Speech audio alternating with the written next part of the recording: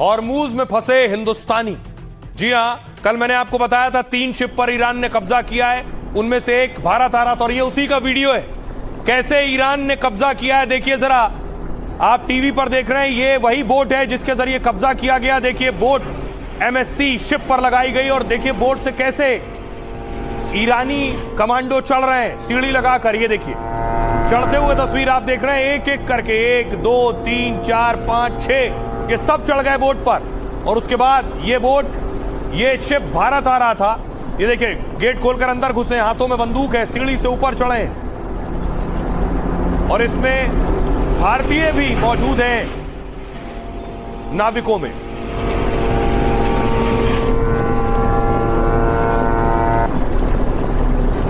फिर से देखिए जरा ये वीडियो, ये वही वीडियो है ईरान ने जो 3 शिप कब्जाए थे, उन्हीं में से एक वीडियो है किस तरह बोट के जरिए समंदर में पहुंचे। ऐसे छोटी छोटी बोट से अटैक करते हैं और जहाजों को कब्जाते हैं। ट्रम्प ने कह दिया जहां ये बोट मिले वहां दाग दो।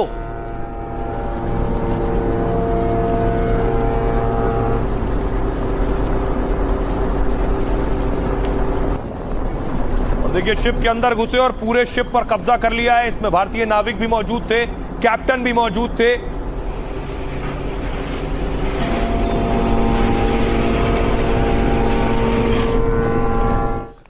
और देखिए जरा इसमें जो भारतीय मौजूद हैं वो है वाइस कैप्टन संजय महार।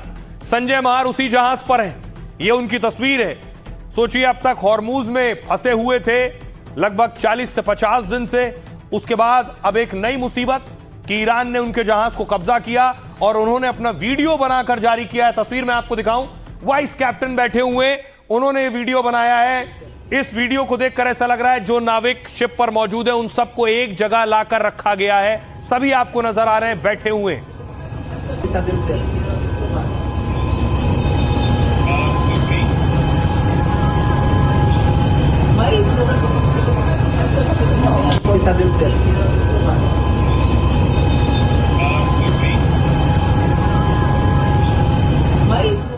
अब देखिए जरा, ईरान ने जहाज पर कब्जा तो किया लेकिन उसमें भारतीय भी। कौन सा है जहाज है? कुछ इस तरह से जो तस्वीर देख रहे हैं, बोट के जरिए आए और जहाज पर चढ़े और कब्जाया। अमेरिका और ईरान जंग की आंच भारतीयों तक पहुंच गई क्योंकि ईरान ने हॉर्मूज स्ट्रेट में जिन 3 जहाजों पर हमला किया इस तरह से, उनमें से 2 जहाजों को ईरान की IRGC फोर्स ने कब्जा किया था।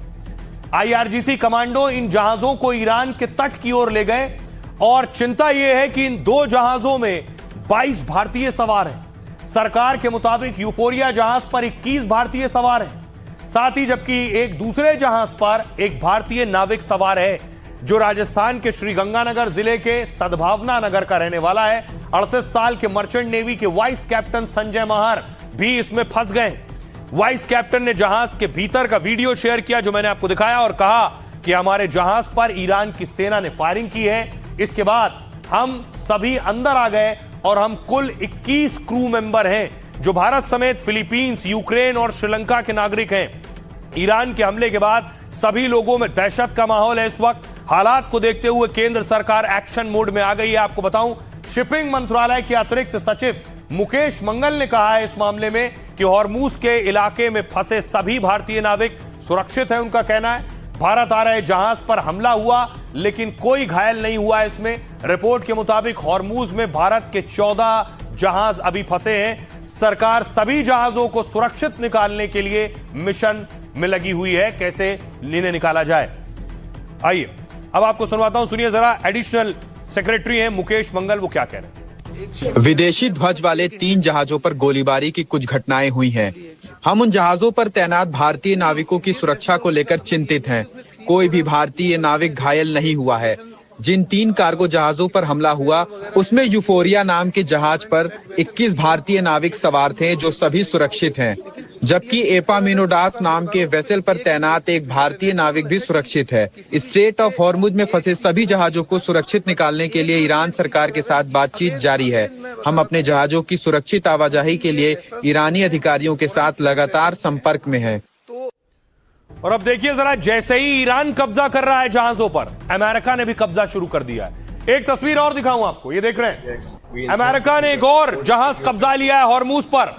अमेरिका ईरान को जैसे कि तैसा वाली मात दे रहा है। Motor vessel Majestic X, we intend to conduct the boarding of your vessel.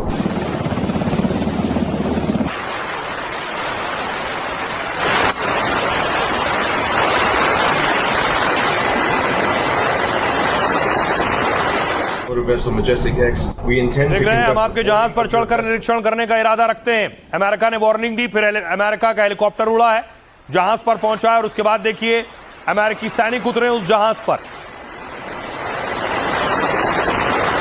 Motor vessel Majestic X, we intend और जो कुछ अमेरिका कर रहा है, न सिर्फ ईरान, बहुत से दूसरे देश इस बात से डरे भी हैं, गुस्से में भी हैं और नाराज भी हैं। उसी में से एक तस्वीर आपको दिखाऊं, तुर्की ने भी अपनी ताकत दिखाई। तुर्की ने बाकायदा अपनी मिसाइल, अपनी सैन्य क्षमता दिखाई।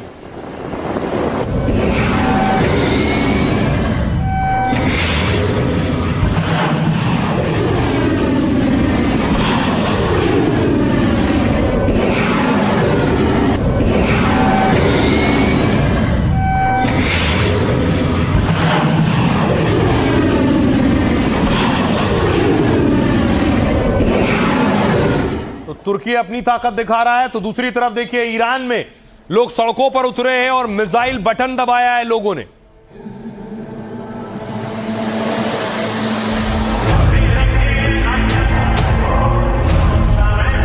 یعنی من الان انتخاب کنم کجا رو بزنیم؟ ما میدونیم وطنمون هر جا بزنن. امیدوارم که جنگ ادامه پیدا نکنه، ولی اگر ادامه مثلا دوست دارم بزنن. تبریک به عربستان.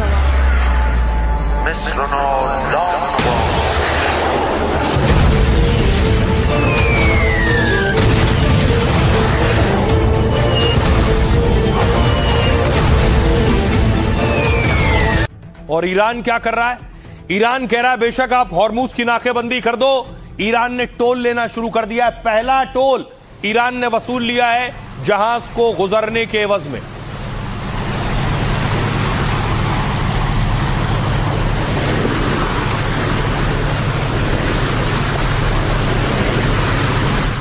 अब देखिए जरा किस तरह से ईरान की कमाई बम्पर शुरू हो गई है। ईरान को उम्मीद है कि इससे उसकी अर्थव्यवस्था बेहतर होगी। ट्रंप धमकियां देते रहे और ईरान ने वसूली चालू कर दी है। दावा है कि हॉर्मुज स्ट्रेट में ईरान ने पहला टोल वसूला है और उसकी बम्पर कमाई ईरान के बैंक खाते में जमा हो गई है।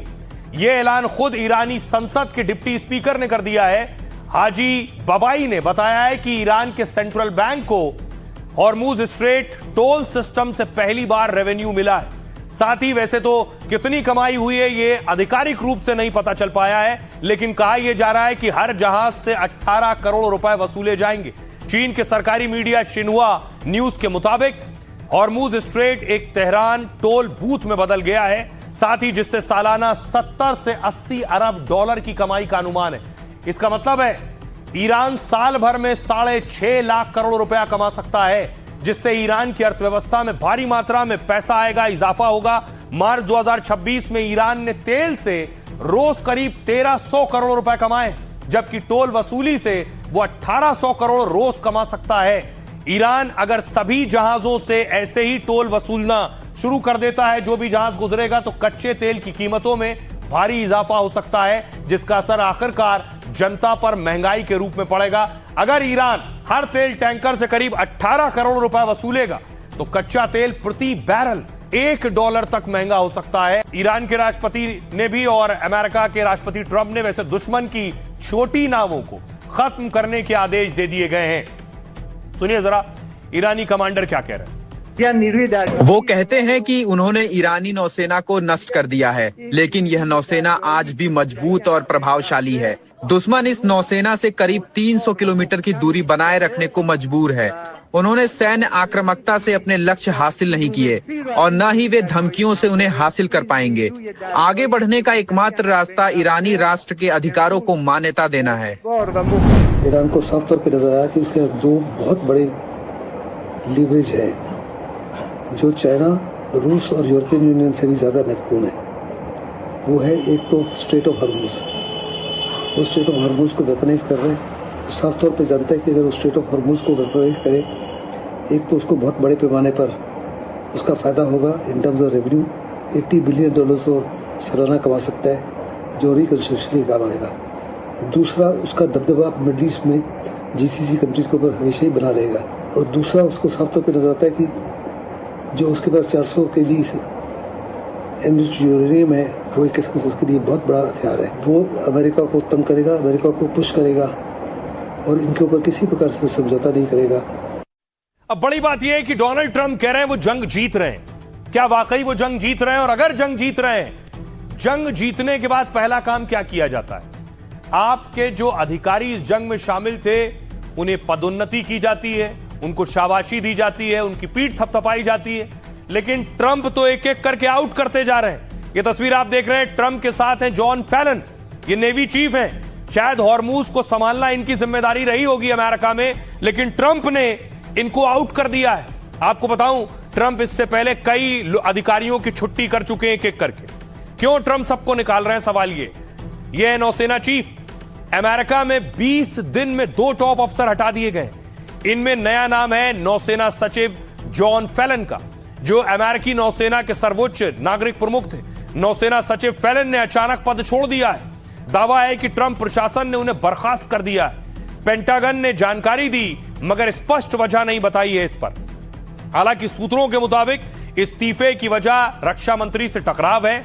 अमेरिका ने अभी ईरान में हॉर्मूज के पास नाकेबंदी की है, जिसमें नौसेना का रोल है, लेकिन ईरान को रोक नहीं पाए। अगला नाम देखिए जरा, आर्मी चीफ ऑफ स्टाफ। पिछले 1 महीने में ट्रंप का यह दूसरा बड़ा सैन्य बदलाव है।